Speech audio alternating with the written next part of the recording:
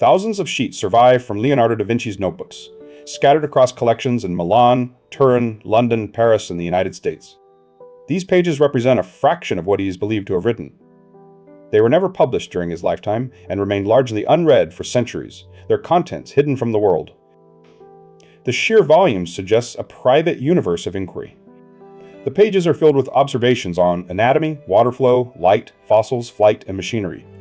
He recorded plant structure, studied the curvature of rivers, and speculated on the origins of mountains. His notes blend scientific precision with imaginative leaps, often circling back to the same problem over years. Each page is a layer in a lifelong attempt to decode nature. Leonardo wrote in mirror script, reversing his letters from right to left, a habit that has long intrigued scholars. Whether this was to deter casual readers, protect his ideas, or simply reflect his left-handedness, the effect was the same. His work remained inaccessible. Without a system of publication, his insights stayed locked within his private papers. He filled thousands of pages with drawings of gears, pulleys, canals, and flying machines. Some designs were practical, others fantastical, but nearly all were untested in his lifetime. Metallurgy and engineering had not advanced enough to build many of his conceptions. The modern scientific method was still forming, and Leonardo worked without peer review or institutional support. His anatomical studies were meticulous, based on dissections of human cadavers. He mapped muscles, the heart, and the nervous system with unprecedented detail. Yet these findings were not published, so they did not influence the medical knowledge of his time. Centuries would pass before others arrived at similar conclusions. Leonardo's notebooks reveal a mind constantly in motion, revisiting problems, correcting earlier assumptions, and refining his understanding. He questioned how light enters the eye, how water moves through pipes, how birds achieve lift. His inquiries were not abstract, they were rooted in observation, measurement, and repeated experiment. The Codex Atlanticus is the largest collection of his writings, containing 1,119 leaves compiled after his death.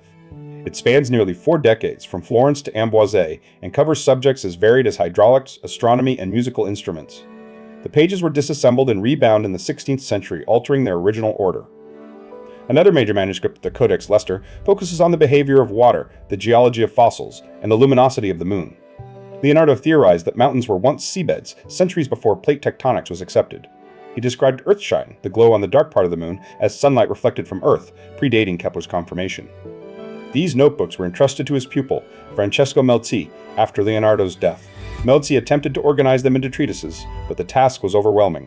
After Melzi's death, the papers passed to his son, who showed little interest. Some were taken to Florence, others dispersed, and several were dismembered to form new compilations. In 1587, a tutor removed 13 of Leonardo's manuscripts intending to sell them. After a dispute, 7 were retrieved and given to sculptor Pompeo Leoni, who dismantled some notebooks to create the Codex Atlanticus. The original structure of Leonardo's thought was lost, replaced by a new artificial order. Napoleon seized the Codex Atlanticus in 1796 and took it to Paris, believing genius belonged to France regardless of origin. After the Napoleonic Wars, it was returned to Milan. Other manuscripts remained in Paris, now held at the Institut de France. The dispersal of his papers mirrored the fragmentation of his legacy.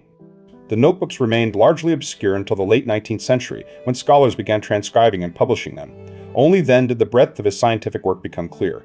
By that time, many of his ideas had already been independently discovered. His influence was delayed by centuries. Leonardo's contemporaries knew him primarily as a painter. The Last Supper, the Mona Lisa, and the Virgin of the Rocks secured his reputation. But the thousands of pages of scientific work were unseen. The world celebrated the artist, while the scientist remained hidden, his insights buried in unpublished notes. His students, like Salai and Melzi, inherited his artworks and personal effects, but not a structured system of knowledge. The transmission of his ideas depended on chance, survival, and later interpretation. The gap between what Leonardo discovered and what the world learned is vast. He anticipated principles of fluid dynamics, geology, and optics long before they were formalized. But without publication, these insights had no direct impact. His genius was solitary, sustained by personal curiosity rather than academic exchange. His notebooks are not monuments of certainty, but records of questioning. They show hesitation, revision, false starts. He was uncertain about many things, and that uncertainty was part of his process. The work was never finished. It accumulated layer by layer across a lifetime of looking, measuring, and wondering. Leonardo was born on 15 April 1452 in or near the Tuscan town of Vinci, the illegitimate son of Ser Piero da Vinci, a Florentine notary, and Caterina, a woman of lower social standing. His status at birth excluded him from the guilds and universities that required legitimacy, closing off formal paths in law or academia. Instead, His talents would be shaped outside those institutions, in workshops and fields where practical skill mattered more than lineage. Illegitimacy in Renaissance Florence carried real consequences. It barred Leonardo from joining his father's notarial profession and limited access to structured education. He received only basic training in reading, writing, and arithmetic in the vernacular, not in Latin, which was the language of scholars and universities. This exclusion later led him to describe himself as an unlettered man, despite his vast intellectual range. In his earliest years, Leonardo likely lived with his mother in the countryside near Vinci, possibly in the hamlet of Anciano. Tax records from 1457 place him in the household of his paternal grandfather, Antonio da Vinci, suggesting he moved in with his father's family by age 5. His father, Ser Piero, was frequently in Florence, establishing a legal career, while Leonardo remained in the rural setting of Vinci. Leonardo's childhood was marked by separation and quiet observation. He had little contact with his father, who married Albiera Amadori the year after Leonardo's birth. Caterina also married to a local artisan. He grew up amidst extended family, including his uncle Francesco, with whom he may have been close. The fragmented family structure left him emotionally independent from an early age. His early education was informal and practical, focused on vernacular skills rather than classical learning. He did not attend university, nor was he trained in the legal traditions of his father's family. Instead, his aptitude for drawing and mechanics emerged, recognized by Ser Piero, who eventually brought his son's sketches to Andrea del Verrocchio in Florence. By the mid-1460s, Leonardo's family moved to Florence, the heart of Renaissance humanism. Around the age of 14, he entered Verrocchio's workshop as a garzone, or a studio boy. The workshop was a hub of artistic and technical innovation, training apprentices in painting, sculpture, metallurgy, and mechanics. It was here that Leonardo began his transformation from observer to maker.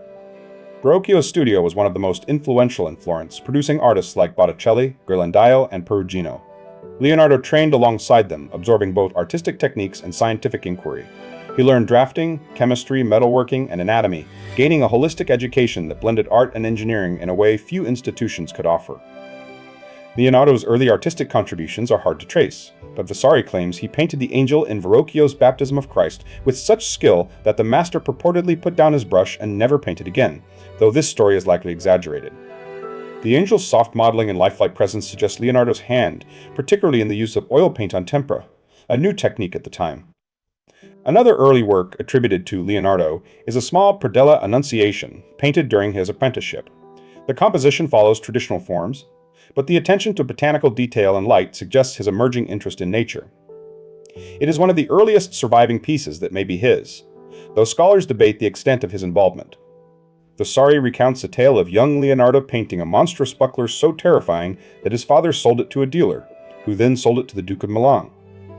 Whether true or myth, the story reflects how early his ability to blend imagination and realism was recognized. His mind gravitated toward the dramatic, the strange, and the lifelike. Leonardo's exposure to Florence's intellectual life deepened through the Medici circle. He encountered the ideas of Alberti, Ficino, and Landino, who emphasized classical learning and Neoplatonism. These influences shaped his belief in the unity of art and science, and the importance of observation, proportion, and perspective in understanding the world. By 1472, at 20, Leonardo qualified as a master in the Guild of St. Luke, which included painters and doctors. His father set him up in his own workshop, yet he remained closely tied to Verrocchio. His earliest dated work is a 1473 drawing of the Arno Valley, showing his growing interest in landscape, geology, and natural form. The Arno drawing marks the beginning of Leonardo's independent work. It reflects not just artistic skill, but a mind already attuned to the mechanics of water and terrain. He later proposed making the Arno navigable between Florence and Pisa, revealing his early fascination with engineering and urban planning, though the project was never realized. Leonardo's personal life remains largely undocumented, but court records from 1476 reveal he was accused of sodomy alongside 3 others, including a known male prostitute. The charges were dismissed due to lack of signed evidence, a legal requirement. The incident, whether true or politically motivated, may have affected his later caution about personal relationships. He never married and left no personal letters or poetry expressing romantic attachment. A single notebook entry states that procreation is disgusting unless softened by beauty and sensuality. Whether this reflects celibacy, restraint, or personal philosophy, it suggests a complex relationship to physical desire, one that remained private. Later in life, Leonardo described an infant memory of a kite visiting his cradle and opening his mouth with its tail. Found in the Codex Atlanticus, this anecdote, real or imagined, became central to Freud's psychoanalytic interpretation. But for Leonardo, it may have simply been a poetic image linking birds, flight, and the origins of curiosity. In the mid-1460s, Florence was a city of workshops, where art was not merely expression but a trade, structured around guilds and patronage. Leonardo, around 14 years old, entered the bottega of Andrea del Verrocchio, one of the city's leading artists. It was less a school than a workshop, producing altarpieces, tombs, sculptures, and even armor. He joined as a garzone, a studio boy, beginning the long path of apprenticeship. Verrocchio's workshop was a hub for emerging talent. Among those who passed through were Botticelli, Ghirlandaio, and Perugino. Leonardo was not the only apprentice, but he quickly distinguished himself. The training was broad: drawing, painting, sculpting, but also mechanics, metallurgy, and chemistry. He learned not just how to depict nature, but how materials behaved, how things moved, how forces worked. The workshop functioned as a business. Verrocchio secured commissions, and assistants carried out portions under his direction. Few paintings are securely attributed to him, as collaboration was standard. The Baptism of Christ, begun around 1472, was one such project. It was a temper work on panel, with figures of Christ and John the Baptist painted by Verrocchio. Leonardo was assigned to paint one of the two angels. He rendered the figure with soft modeling and a naturalistic expression, the face turned gently, the hair curling in delicate strands. The landscape behind the angel was painted in oil, a newer technique in Florence. The shift in medium and style is visible. The rocks and vegetation are atmospheric, layered, and luminous compared to the flatter temper elsewhere. Giorgio Vasari, writing decades later, claimed that Verrocchio, upon seeing Leonardo's angel, was so humbled that he laid down his brush and never painted again. The story is likely apocryphal. Verrocchio did not cease painting. His workshop continued producing works, and assistants completed paintings like the Madonna enthroned with John the Baptist and Saint Donato, but his focus shifted increasingly to sculpture, and Leonardo's hand in the baptism marks a turning point in artistic sensibility. Leonardo may have served as a model for other works in the workshop. The bronze David, made in the mid-1460s, depicts a youthful, slender figure, modestly dressed. The features are delicate, the stance unassuming. Some scholars suggest the young Leonardo posed for it, lending his likeness to a sculpture that contrasts with Donatello's more provocative version. Another work, Tobias and the Angel, shows the Archangel Raphael leading the young Tobias. The angel's face is serene, with soft curls and gentle eyes. The painting, now in the National Gallery in London, may also reflect Leonardo's features. Whether he posed or not, the association suggests his likeness contributed to the workshop's evolving style. By 1472, Leonardo was 20 years old and qualified for membership in the Guild of St. Luke, which included painters and doctors of medicine. His admission marked his status as a master, no longer an apprentice. His father, Ser Piero, helped set up a workshop for him, but Leonardo continued to collaborate with Verrocchio, maintaining close ties. His earliest known dated work is a drawing from that same year, a view of the Arno Valley, rendered in pen and ink. It shows a winding river, hills, and cultivated land. The precision suggests field observation.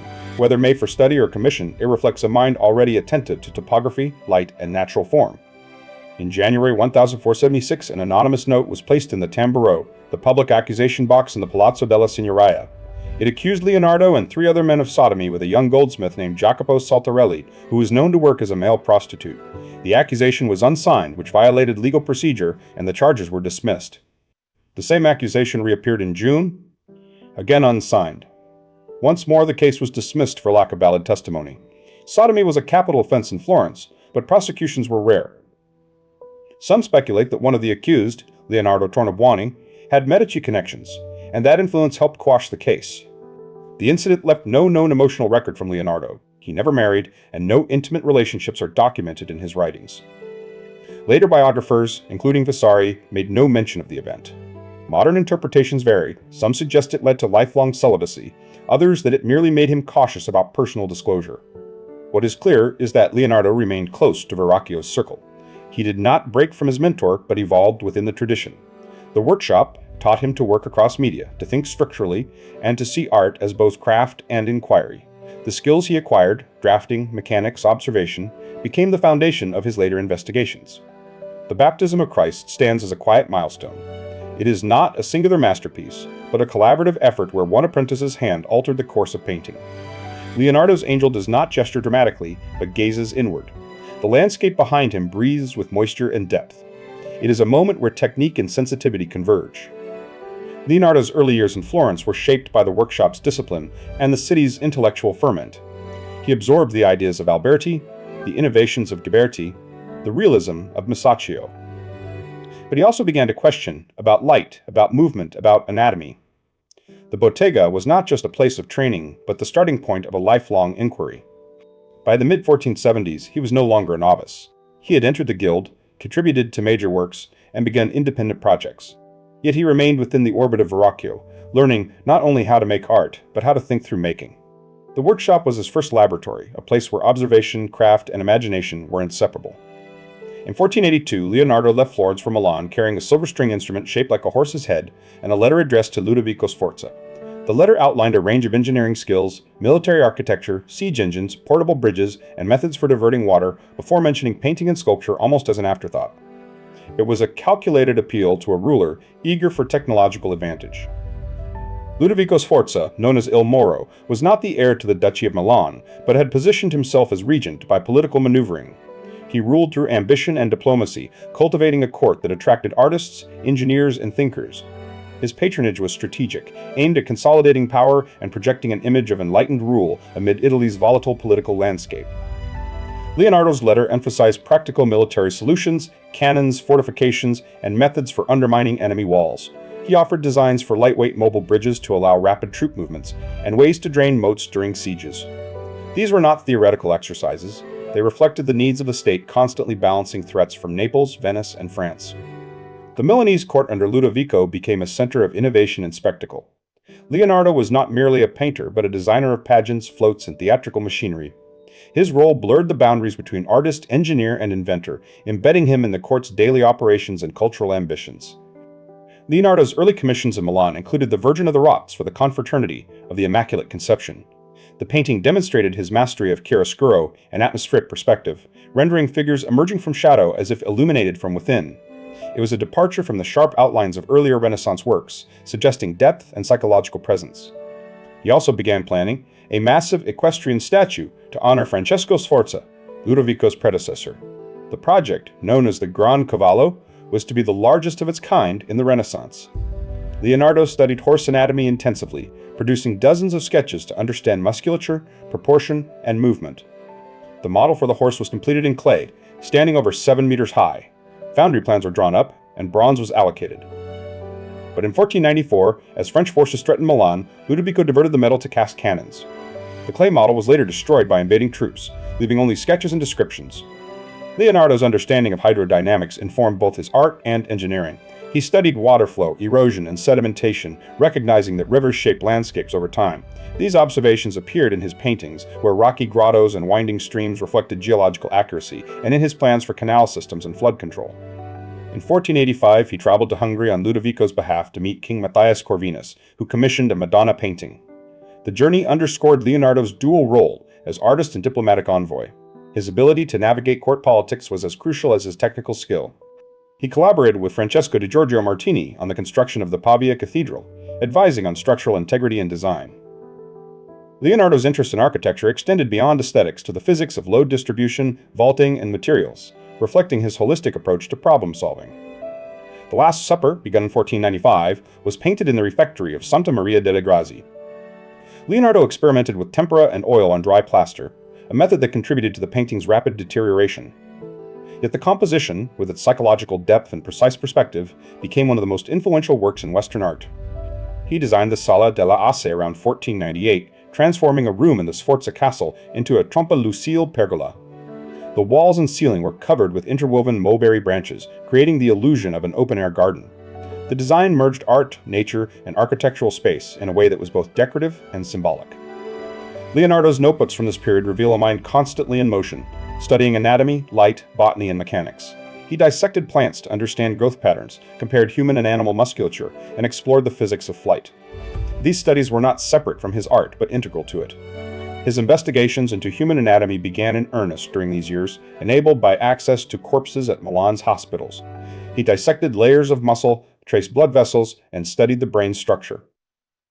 These were not merely artistic aids, but systematic inquiries into the body's mechanics.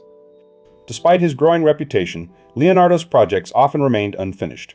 The Gran Cavallo was never cast, the Last Supper began to flake within decades, and many of his inventions existed only as drawings. His working method, iterative, experimental, endlessly curious, was at odds with the expectations of patrons who wanted completed works. Ludovico valued Leonardo not as a traditional painter but as a polymath whose skills spanned disciplines. The artist's ability to think across fields, applying observations of nature to engineering, anatomy to art, made him uniquely suited to the demands of a Renaissance court. His presence in Milan marked a shift from artisan to intellectual, from maker to thinker. In 1482, Leonardo entered the service of Ludovico Sforza in Milan, bringing with him a letter that emphasized his engineering and military talents, with painting mentioned almost as an afterthought. The Duke valued him not as a craftsman but as a thinker whose abilities crossed disciplines, reshaping the artist's role from maker to intellectual. His presence marked a shift in how creative minds were perceived at court. One of Leonardo's most ambitious undertakings was the Gran Cavallo, a colossal equestrian monument intended to honor Francesco Sforza, Ludovico's father. Planned at nearly 8 meters tall, it would surpass all Renaissance horse statues in scale. 70 tons of bronze were gathered for casting, and Leonardo studied horse anatomy in detail, preparing a treatise on weight distribution and structural support. By November 1493, the full-size clay model of the horse was completed and exhibited at a Sforza wedding, drawing admiration across Milan. Leonardo was ready to begin casting, as noted in a December 1493 entry. But in 1494, Ludovico diverted the bronze to his brother-in-law Ercole d'Este, who used it to forge cannons against the threat of Charles VIII of France. The clay model remained in place until 1499, when French forces invaded Milan. Soldiers used it for archery practice, and after repeated exposure to rain and freezing temperatures, it disintegrated. Leonardo's rival Michelangelo later mocked him in Florence, implying he could not manage the casting process. The project, years in the making, was lost without a trace. Around the same time, Leonardo began work on The Last Supper, commissioned for the refectory of Santa Maria delle Grazie. Unlike traditional fresco, which required fast execution on wet plaster, he chose a slower method, tempera on a sealed wall of gesso, pitch, and mastic. This allowed revisions but compromised adhesion, making the paint vulnerable to moisture. The painting depicts the moment Jesus announces that one of his apostles will betray him. Leonardo arranged the figures in groups of 3, capturing individual reactions: shock, denial, sorrow. The composition draws focus to Christ, whose face sits at the vanishing point of the perspective lines. Judas is shown in shadow, clutching a bag, his elbow on the table, isolated by posture and light. Leonardo struggled with the image of Judas, reportedly searching Milan's streets for a face that matched his vision of betrayal. According to a prior's complaint, he delayed the work frequently. Leonardo later claimed he might use the prior's likeness if no better model could be found, blending personal friction into the art. The wall's construction contributed to the painting's decline. The masons used moisture-retaining rubble, and the refectory's thin exterior wall absorbed humidity. Within decades, the paint began to flake. By 1517, Girolamo Cardano described it as blurred and colorless. By 1556, Vasari called it a muddle of blots, with figures nearly unrecognizable. In 1652, a doorway was cut through the lower center of the painting, later sealed. This damaged the area where Jesus' feet may have been positioned, symbolizing the crucifixion. Early copies suggest this detail was lost. A curtain installed in 1768 trapped moisture and scratched the fragile surface when drawing. Restoration attempts began in 1726 with Michelangelo Bellotti, who repainted missing sections. Giuseppe Mazza undertook another in 1770, repainting most of the work before public outcry halted him. In 1796, French troops used the refectory as a stable, scratching out apostles' eyes and throwing stones at the wall. In 1821, Stefano Barezzi attempted to remove the painting, believing it was a fresco. He damaged the center before realizing the paint was not bonded to wet plaster. He tried to reattach fragments with glue. Later, Luigi Cavanaghi and Oreste Silvestri cleaned and stabilized sections, but overpainting altered key features. During World War II, Allied bombing struck the convent on August 15, 1943. Sandbags protected the mural from shrapnel, but vibrations may have worsened existing cracks. The refectory survived, and in the post-war years, Mauro Pelliccioli undertook a stabilization effort, using shellac to reattach flaking paint. From 1978 to 1999, Pinin Brambilla Barcellon led a major restoration. The refectory was sealed and climate-controlled. Scientific analysis, including infrared reflectoscopy and core samples, helped determine the original appearance. Unrestorable areas were filled with subdued watercolor to distinguish them from surviving paint. The restoration took 21 years and sparked controversy when unveiled in 1999. Critics noted changes in facial shapes and colors, particularly Christ's right arm, now appearing with muff-like drapery. The clean surface revealed details lost for centuries, but the intervention raised questions about how much could be recovered without interpretation. 2 early copies survive. one by Giampietrino in London, the other by Cesare da Sesto in Switzerland. These, along with Andrea Solari's version in Belgium, preserve details now missing from the original. They serve as vital records of how the painting appeared before centuries of decay and repair. The Grand Cavallo and The Last Supper represent parallel stories of ambition and impermanence. One was destroyed before casting, the other began deteriorating soon after completion. Leonardo's methods, experimental, meticulous, slow, enabled both works but also ensured their fragility. What made them possible also made them vulnerable to time, war, and the limits of materials. The notebooks of Leonardo da Vinci were not curiosities but working tools, filled with observations, diagrams, and fragments of thought gathered over decades. They contain studies of motion, light, anatomy, and mechanics written in his left-handed mirror script. These pages, later compiled into the Codex Atlanticus and Codex Leicester, were not meant for public view, but served as a private record of inquiry, a method of thinking through the natural world with precision and imagination. Mirror writing appears throughout Leonardo's notebooks, a trait often noted but not fully understood. He wrote from right to left, letters reversed, possibly due to his left-handedness, to prevent smudging as he drew. Some suggest it was a form of secrecy, though there is no evidence he intended to conceal his work. More likely, it was a practical habit, developed early and maintained without explanation. Observation was the core of Leonardo's method. He studied water in motion, sketching its flow over stones, through channels, and in turbulent eddies. He noted how currents split, swirl, and merge, capturing the spiral patterns that arise when fluid strikes resistance. These were not mere illustrations, but attempts to understand underlying principles, to map the behavior of nature as it unfolded before his eyes. Birds in flight fascinated him, not only as living creatures but as models for mechanical flight. He dissected wings, studied the motion of feathers, and observed how air moved beneath them. His notes include calculations of lift and drag, sketches of flapping mechanisms, and designs for flying machines based on bat and bird anatomy. The dream of flight was rooted in direct, patient observation. Light and shadow were subjects of relentless study. He analyzed how light falls on surfaces, how it reflects, diffuses, and casts shadows. In paintings like The Lady with an Ermine and the Mona Lisa, he used gradations of tone to model form and space. His understanding of light was not theoretical, but derived from watching how it behaved in the world, shaping perception and depth. Geology emerged from his walks through the Tuscan and Lombard landscapes. He examined rock strata, noting layers of sediment and embedded fossils. He rejected the idea that seashells and mountains were remnants of Noah's flood, arguing instead that land had once been seabed, uplifted over time. His sketches of eroded cliffs and layered stone reveal a mind attuned to slow, natural processes. Plants grew under his scrutiny with the same intensity as human anatomy. He drew flowers, leaves, and stems in meticulous detail, capturing variations within species. His studies of branching patterns led to a rule: the sum of branches at any level equals the thickness of the trunk below. This was not botany for classification, but for understanding growth and form. For Leonardo, art and science were not separate realms. A study of water flow informed a painting's background. An anatomical sketch clarified the tension in a figure's hand. His drawings of muscles and tendons served both medical understanding and artistic accuracy. The boundary between disciplines was one he never recognized, moving fluidly from one to the other as needed. His notebooks reveal a mind constantly in motion, jumping from topic to topic, returning to ideas years later. He began treatises on painting, anatomy, and mechanics, intending to organize them into coherent works. Yet most remained unfinished, scattered across pages, repeated, revised, abandoned. The act of inquiry mattered more than completion. The Codex Leicester focuses on hydrodynamics, with detailed studies of river flow, erosion, and bridge design. He explored how water moves around obstacles, how it wears stone, and how it deposits sediment. These observations were not abstract, they informed practical projects, such as diverting the Arno River to sustain a canal year-round. He studied the moon's surface, speculating that it was covered in water that reflected sunlight.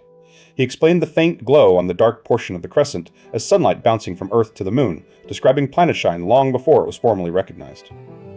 His astronomical ideas were based on observation, not dogma, challenging accepted geocentric views. Fossils found in mountains led him to conclude that land had once been submerged.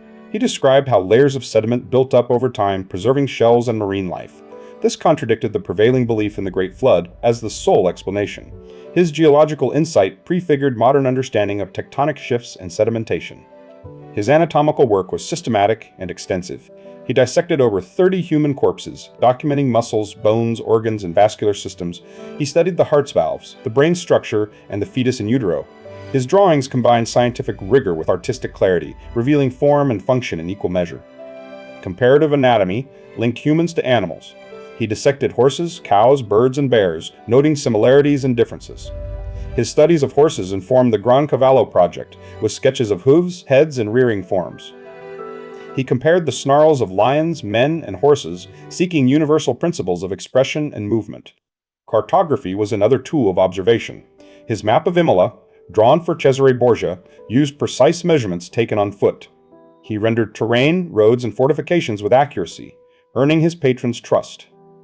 Later maps, like the Chiana Valley Survey, combined topography with strategic insight, blending art and military planning. Throughout his life, Leonardo began far more than he finished. Projects were abandoned, treatises left uncompiled, inventions unrealized. The Gran Cavallo was never cast, the Battle of Anghiari washed off the wall, and his scientific works remained unpublished. His genius lay not in completion, but in the depth and breadth of inquiry, the relentless pursuit of understanding. Leonardo's anatomical work represents his most enduring scientific legacy, grounded in direct observation and repeated dissection. Over 30 years, he dissected approximately 30 human cadavers of various ages and both sexes, working in hospitals in Florence, Milan, and Rome. His approach was systematic, progressive, and empirical, relying on the evidence of his eyes rather than inherited doctrine. He stripped away layers of tissue to trace the course of veins and nerves, seeking a complete understanding of the body's structure. From 1510 to 1511, he collaborated with Marcantonio della Torre, a physician and professor of anatomy, intending to produce a comprehensive treatise. Together, they planned a publication that would include over 200 detailed drawings and accompanying notes. Leonardo's illustrations were not merely artistic but analytical, capturing muscles, bones, and organs with unprecedented precision. The work was methodical, comparing multiple dissections to identify consistent anatomical features. He was the first to accurately describe the double S curve of the human spine and correctly identify the sacrum as composed of 5 fused vertebrae. His studies of the pelvis and its inclination informed his understanding of posture and movement. He examined the human foot in detail, analyzing its connection to the leg and how weight was distributed.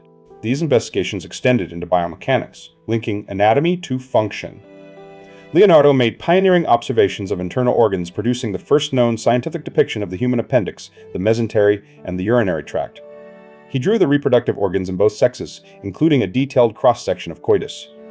His study of the lungs and heart was extensive, capturing their shape in relationship to surrounding structures. He was among the first to illustrate a fetus in the womb, showing its position and connection to the placenta. His dissection of the heart revealed the structure of the aortic valve with remarkable accuracy. He observed the opening and closing phases of the mitral and tricuspid valves, noting how they regulated blood flow. Though he did not grasp the full nature of circulation, believing blood was consumed in the muscles, his depictions of valvular function were so precise that modern surgeons have used them to guide repairs. His work on the heart's anatomy remained unknown for centuries.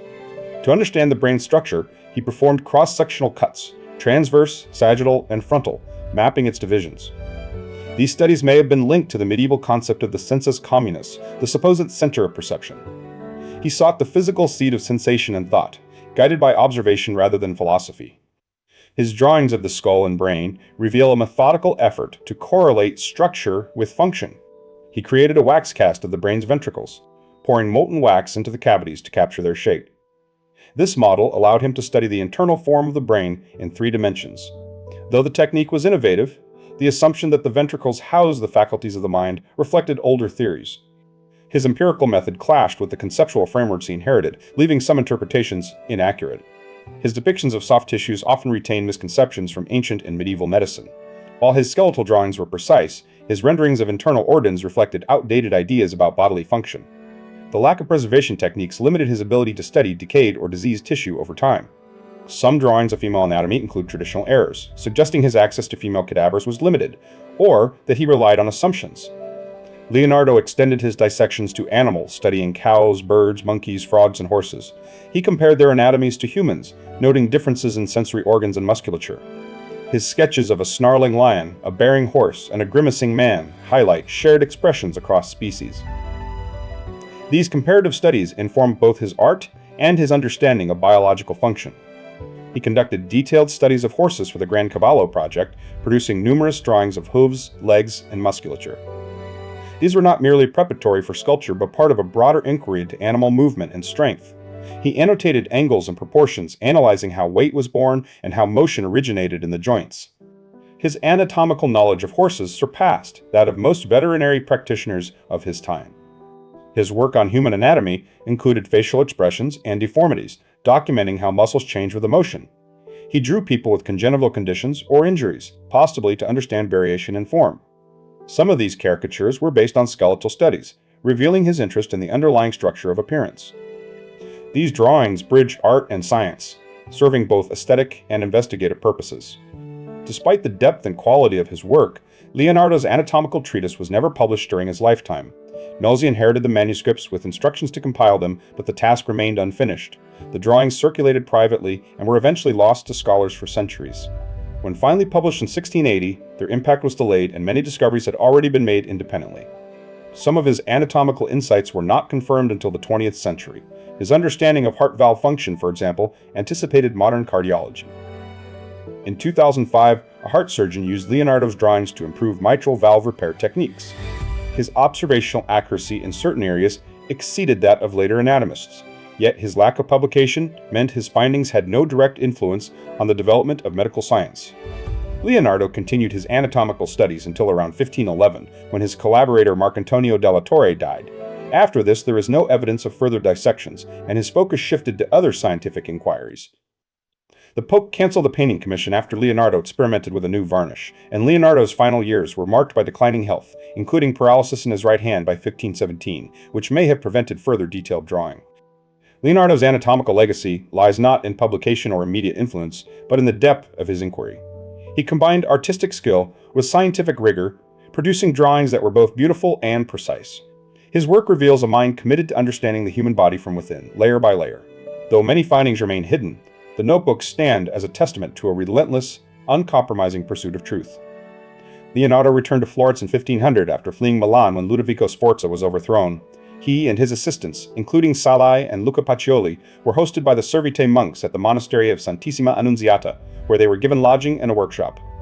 There, Leonardo created a large cartoon of the Virgin and Child with Saint Anne and Saint John the Baptist, a work that drew crowds who came to view it as if attending a religious festival. In 1502, Leonardo entered the service of Cesare Borgia, acting as a military architect and engineer. He traveled across central Italy, producing detailed maps for strategic planning, including a town plan of Imola and a topographical map of the Chiana Valley in Tuscany. These works combined precise observation with artistic clarity, serving both practical and aesthetic purposes, and reflected his growing interest in landscape and hydrology. By October 1503, Leonardo had returned to Florence and rejoined the Guild of St. Luke. That same month, he began a portrait of Lisa del Giocondo, wife of the silk merchant Francesco del Giocondo. The commission likely celebrated the birth of their second son. The painting was started in Florence, though Leonardo would keep and rework it for many years, never delivering it to the family. In January 1504, Leonardo served on a committee to determine where Michelangelo's statue of David should be placed. The younger artist had recently completed the sculpture, and its presence intensified the rivalry between the two men. Though both were working in Florence, their approaches to art and personality differed greatly, setting the stage for a public artistic contest. Later that year, Leonardo received a commission from Gonfalonier Piero Soderini, with Niccolò Machiavelli signing the contract, to paint the Battle of Anghiari in the Palazzo Vecchio's Hall of the 500. The fresco was to commemorate a 15th century Florentine victory. At the same time, Michelangelo was commissioned to paint the Battle of Cassina on the opposite wall, creating a direct artistic confrontation. Leonardo's design for the Battle of Anghiari centered on a violent struggle for a standard, with 4 riders and their horses locked in combat. He created a large cartoon in the Basilica of Santa Maria Novella, admired for its detail and energy. Giorgio Vasari later praised the inventiveness of the soldiers' uniforms, helmets, and, above all, the powerful depiction of the horses. Unwilling to use traditional fresco technique after the deterioration of the Last Supper, Leonardo experimented with oil and a thick undercoat, possibly mixed with wax, on the wall of the Palazzo Vecchio. He constructed an accordion-style scaffold to work at height. When he applied heat from charcoal braziers to dry the paint, the upper sections began to drip and blur, while only the lower portion remained intact. Frustrated by the failure of his technique, Leonardo abandoned the project by 1505. He left Florence soon after, though the unfinished cartoon remained on display for years. The lower portion of the wall painting survived in recognizable form, admired for its intensity. The work was never completed, and Leonardo never delivered a finished fresco to the city. Michelangelo's companion piece, the Battle of Cassina, also remained unfinished. He completed only the cartoon before being summoned to Rome by Pope Julius II to work on the Sistine Chapel.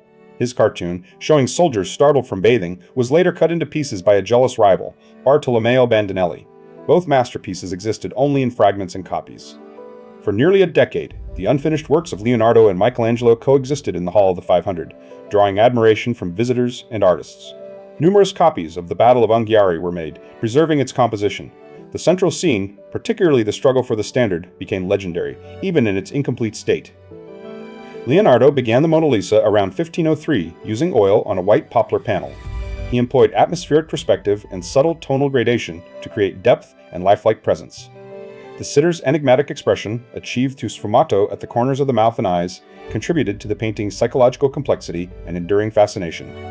The painting remained in Leonardo's possession, and he continued refining it for years.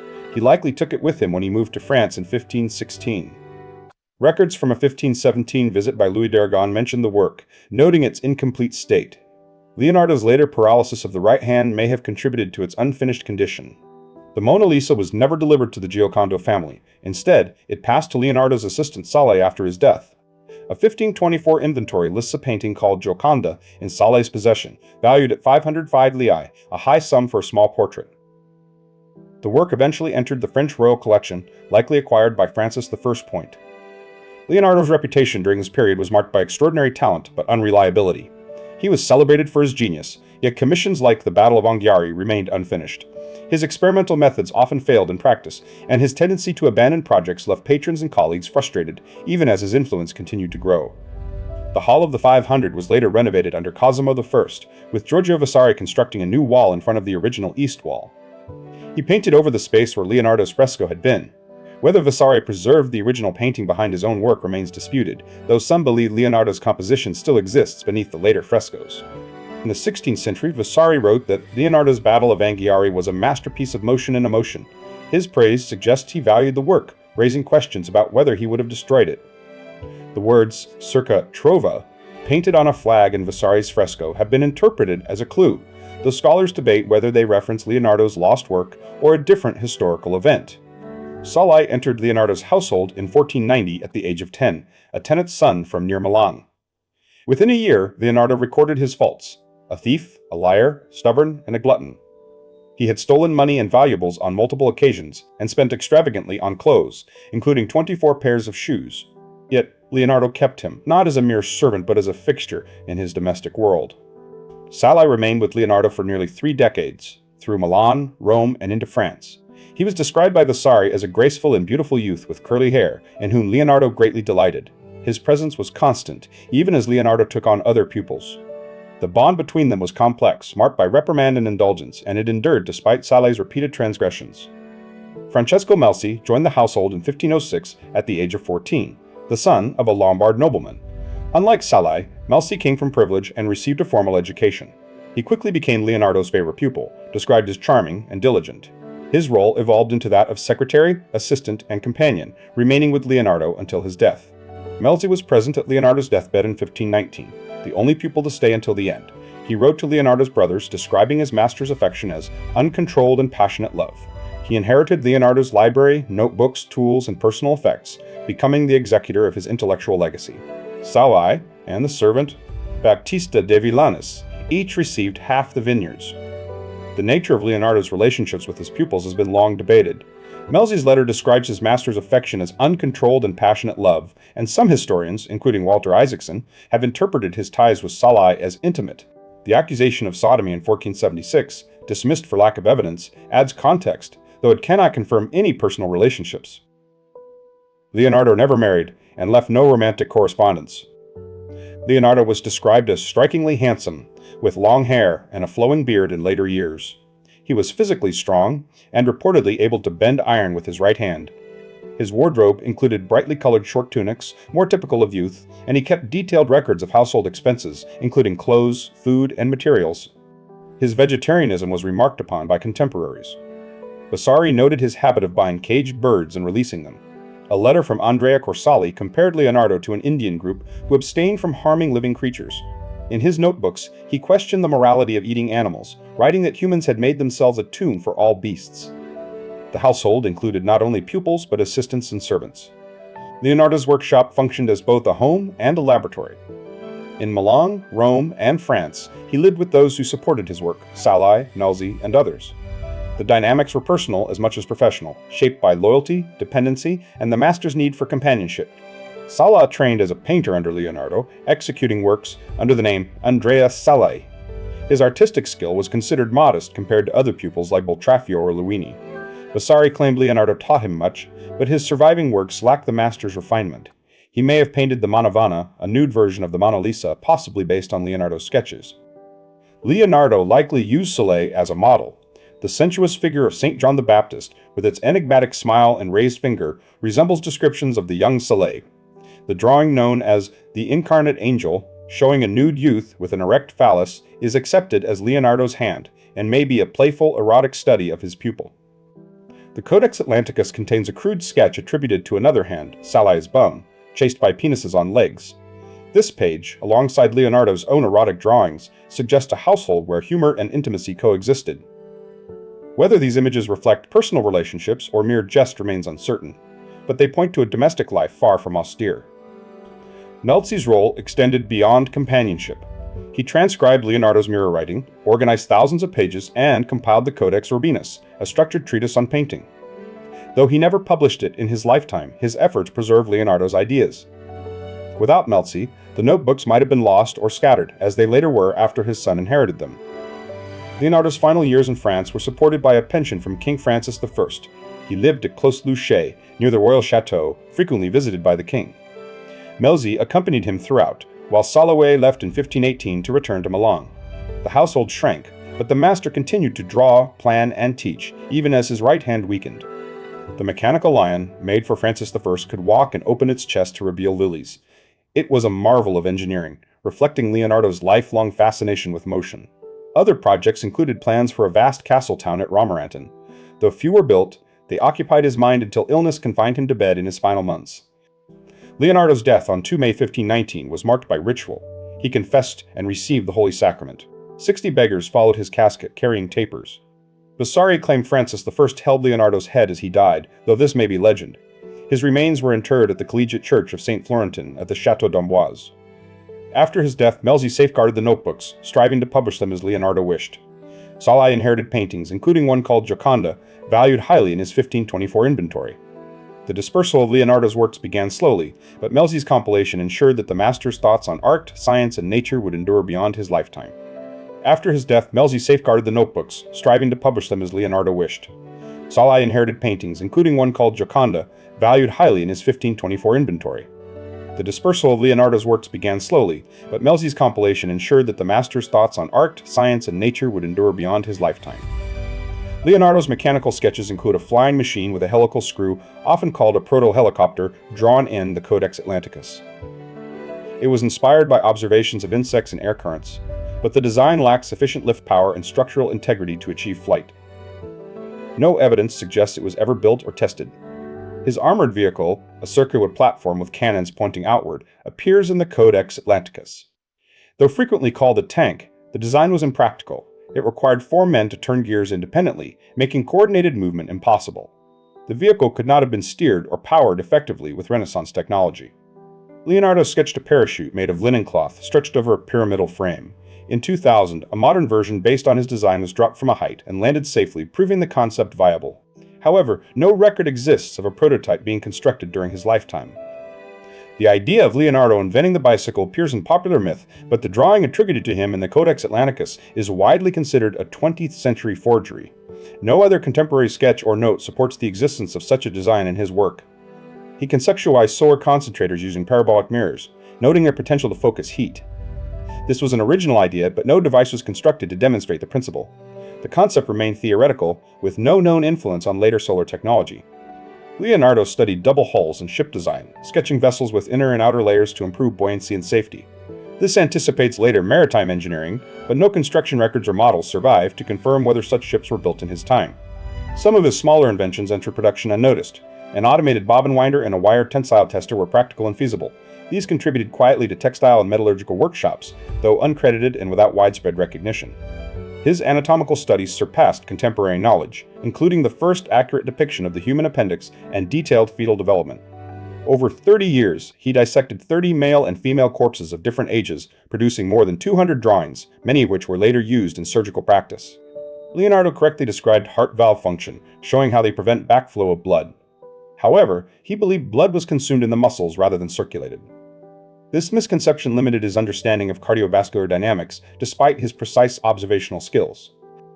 His comparative anatomy work included studies of horses, bears, and cows, often linked to artistic commissions like the Sforza Monument. These drawings reveal musculature and movement, serving both artistic and scientific purposes, though not intended as formal zoological records. In botany, Leonardo observed plant growth patterns, proposing a branching rule where the sum of branches equals the trunk's thickness. This principle aligns with modern understanding of hydraulic efficiency in trees, though it was not published or tested systematically.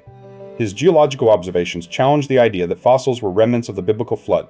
He noted sedimentary layering and shell deposits in mountain strata, concluding they formed over time by natural processes. This insight preceded modern stratigraphy by centuries. Leonardo produced accurate maps using field measurements, such as the plan of Imola created in 1502. Without modern instruments, he paced distances and used geometric layout to render topography. These maps impressed Cesare Borgia and secured his role as military engineer. His studies of water flow included spiral vortices and erosion patterns, reflecting keen observation of natural dynamics. He formulated rules about stream branching similar to those in trees, though his hydrodynamic theories were not formalized or published. Despite conceptualizing numerous machines, Leonardo published almost none of his scientific work. Melzi's attempt to compile a treatise failed to reach print in his lifetime. Because the notebooks remained scattered and untranslated, his ideas had little direct impact on the development of science or engineering in the centuries that followed. In 1513, Leonardo left Milan for Rome, where he was received by Giuliano de' Medici, brother of the newly elected Pope Leo X. He lived in the Belvedere courtyard of the Apostolic Palace, receiving a monthly allowance of 33 ducats. Though given a painting commission, it was abandoned when he experimented with a new varnish. His time in Rome included botanical studies in the Vatican gardens and work on plans to drain the Pontine marshes, though his anatomical dissections of cadavers failed to regain papal favor. Leonardo's final move came in 1516, following an invitation from King Francis I of France. The king, eager to bring Italian genius to his court, arranged for Leonardo's relocation through his ambassador. Leonardo entered French service, granted the title of first painter and engineer to the king. He was given residence at Clos-Lucé, a manor near the royal Château d'Amboise, where he would spend his last years under royal patronage. At Clos-Lucé, Leonardo received a pension of 10,000 scudi and was frequently visited by Francis I, who admired his intellect. Though his painting output slowed, he continued to work on designs, including plans for a vast royal town at Romorantin. He also created mechanical devices, such as a self-moving lion that opened its chest to reveal lilies during a court pageant, showcasing his enduring flair for invention. Francesco Melzi remained at Leonardo's side throughout these years, acting as assistant, companion, and scribe. He was the only pupil to stay with Leonardo until the end, having joined him in Milan, Rome, and now France. Melzi inherited Leonardo's deep trust, receiving not only personal affection, but responsibility for his master's legacy, including notebooks, tools, and unfinished works. By 1517, Leonardo's right hand was partially paralyzed, likely due to a stroke, a condition confirmed by a visit from Louis d'Aragon and a drawing by Giovanni Ambrogio Figino. This physical decline may explain why paintings like the Mona Lisa remained unfinished. Yet he continued to teach, draw, and theorize, working as long as his strength allowed. Leonardo died at Clos-Lucé on 2 May 1519 at the age of 67.